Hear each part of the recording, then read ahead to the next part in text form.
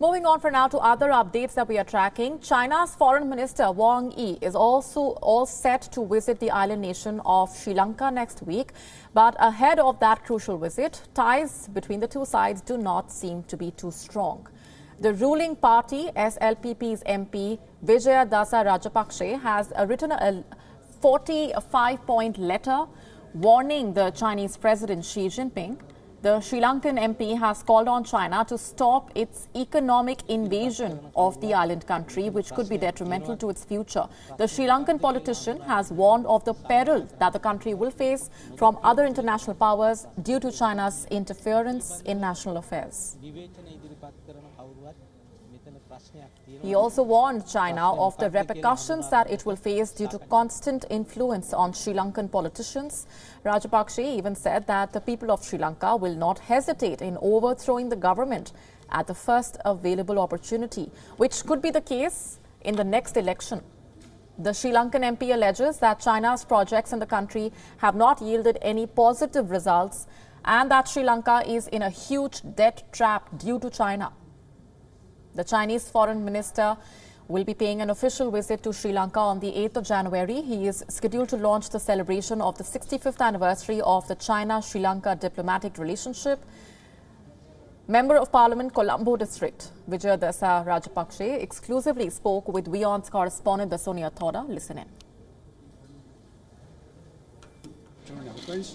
The Rajapakses in general have also fallen trap to the Chinese moves of their interests rather than the interests of the people in Sri Lanka.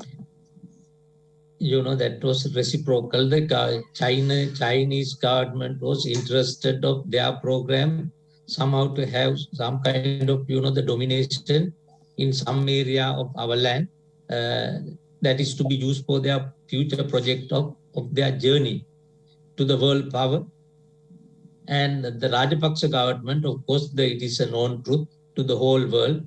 It was a corrupt government. The leaders were so much corrupt. In a relief for Indian fishermen in the southern state of Tamil Nadu, a Sri Lankan court has ordered the release of 13 Indian fishermen who were arrested on charges of illegal fishing nearly 2 weeks ago. The court decision comes amid heightened tensions in the Bay of Bengal between India and Sri Lanka. The official High Commission of India in Colombo tweeted that sweets were distributed among the fishermen after the release verdict. It added that efforts are underway to repatriate the arrested fishermen following the court order.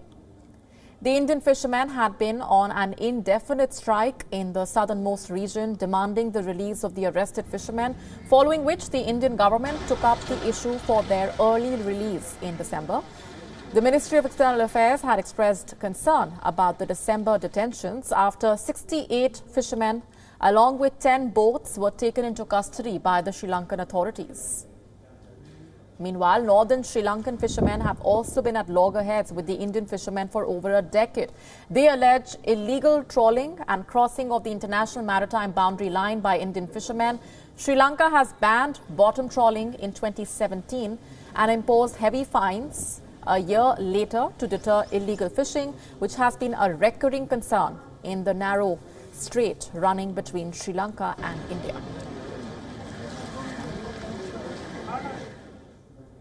And for more on these developments, our correspondent, Sonia Thoda, has sent us this report from Colombo. Take a look.